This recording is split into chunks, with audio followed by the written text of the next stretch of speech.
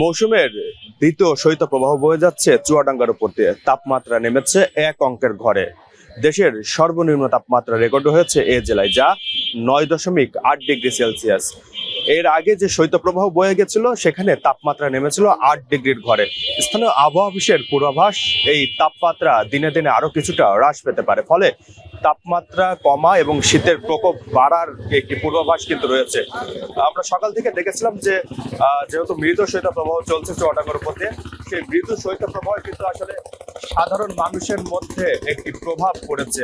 বিশেষ করে খেটে খাওয়া দিনমজুর শ্রেণীর মানুষ যারা রয়েছে তারা কিন্তু সকালে কাজের সন্ধানে ঘর থেকে বাইরে বের হয়েছেন, এবং বাইরে বের হয়ে কিন্তু তারা আসলে অনেকে কাজ না পেয়েও কিন্তু আসলে বাড়িতে ফিরে গেছেন, অনেকে কাজের জন্য অপেক্ষা করছেন। সকাল থেকে যেহেতু শীতের প্রকোপটা বেশি ছিল, সেই সাথে উত্তর থেকে বয়ে আসা কনকনে ঠান্ডা বাতাস ছিল, এক প্রকার সাধারণ মানুষ কিন্তু কাবু হচ্ছিল। দৈনন্দিন কার্যক্রমে অনেকটাই ভাটা পড়েছে। বেলা গড়ানোর সাথে সাথে সূর্যের দেখা মিলেছে, কিন্তু তাতে খুব একটা কাজ হচ্ছে না, কেননা সূর্য খুব একটা উত্তাপ ছড়াতে পারছে না। সেই কনকনে ঠান্ডা বাতাসের কাছেই কিন্তু আসলে সাধারণ মানুষকে অনেকটাই কাবু হতে হচ্ছে। আমরা দেখেছিলাম চুয়াডাঙ্গা শহরের যে জিরো পয়েন্ট রয়েছে শহীদ হাসান চত্বরে, এই হাসান চত্বরে কিন্তু আসলে সাধারণ মানুষ কিংবা খেটে খাওয়া মানুষ যারা রয়েছে তারা এসে ভিড় জমিয়েছে। অনেকেই কিন্তু আসলে কাজের সন্ধানে বেরিয়েও কাজ পাচ্ছেন না। অনেকে আবার যারা শ্রমজীবী দিনমজুর রয়েছেন তারাও কিন্তু আসলে কাজের সন্ধানে আছেন। আমরা একটু একজনের সাথে কথা বলতে চাই। আপনি তো ভ্যান চালান, আসলে আজকে শীত কেমন লাগছে? যাত্রী পাচ্ছেন? শীত খুব খুব বেশি, খুব শীত বেশি। তারপরে গাড়ি আসলাম, বেলা 10টার সময় বাড়িতে বেড়ালাম, ঠান্ডায় বেড়াতে পারিনি, কাজ কাম করতে পারিনি ঠিক মতো। রাত্রে ওই পড়াশোনা দায় থেকে ওই একটা বঙ্গজ, হাতিকাটা, আলুক দিয়ে ওই সর্দার পাড়া দূরে যাতে পারছি না।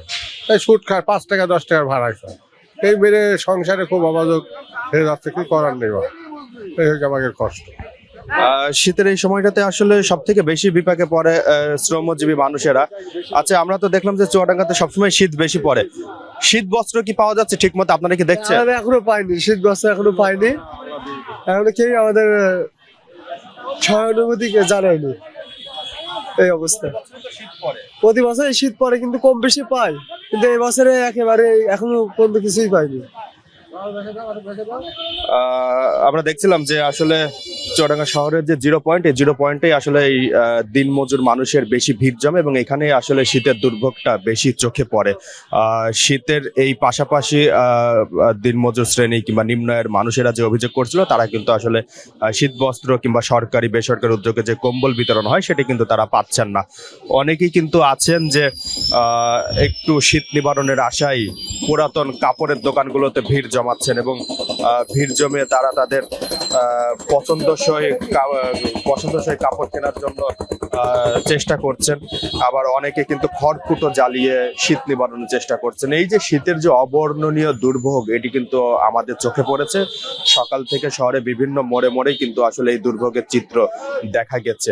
একই সাথে কিন্তু এই শীতের কারণে শীতজনিত রোগের প্রাদুর্ভাবও বাড়ছে। বিশেষ করে শিশু এবং বৃদ্ধ যারা রয়েছে তারা কিন্তু নানা ধরনের রোগে আক্রান্ত হচ্ছে। ডায়রিয়া সহ নানা ধরনের নিউমোনিয়া এবং শীতজনিত যেসব রোগ রয়েছে সেই রোগের প্রাদুর্ভাবও বেড়েছে। সদর হাসপাতালও কিন্তু আসলে যেই সক্ষমতা রয়েছে সেই সক্ষমতার তুলনায় রোগীর চাপ অনেকটাই বেড়েছে।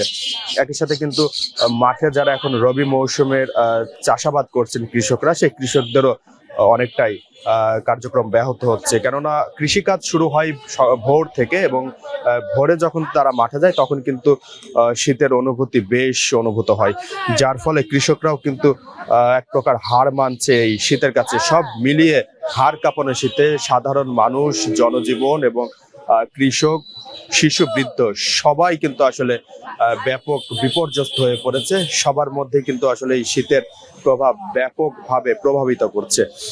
একই সাথে কিন্তু জেলা প্রশাসনের সাথে আমরা কথা বলেছিলাম। জেলা প্রশাসনের পক্ষ থেকে জানানো হয়েছে যে প্রথম দফায় যে চাহিদা ছিল সেই চাহিদা অনুপাতে চুয়াডাঙ্গা জেলার 4টি উপজেলাতে যে শীতবস্ত্র পাওয়া গিয়েছিল, অর্থাৎ সরকারি যে ত্রাণ ভান্ডারের কম্বল পাওয়া গিয়েছিল, সেই কম্বলগুলো বিতরণ শুরু হয়েছে এবং দ্বিতীয় দফায় আবারও চাহিদাপত্র পাঠানো আছে। সেই চাহিদাপত্র পাওয়া গেলে হয়তো বা সেইগুলো চাহিদাপত্র মতো কম্বলগুলো পাওয়া গেলে সেগুলো আবার বিতরণ শুরু হবে, তখন হয়তো বা সাধারণ মানুষের মধ্যে আবারও নতুন করে সরকারি কম্বল বিতরণ শুরু হবে।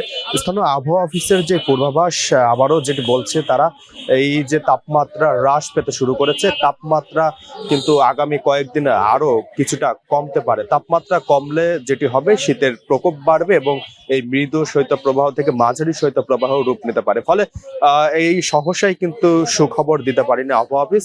এই শীতের দুর্ভোগ কিন্তু আরো কিছুদিন স্থায়িত্ব হতে পারে বলে আমরা জানতে পেরেছি।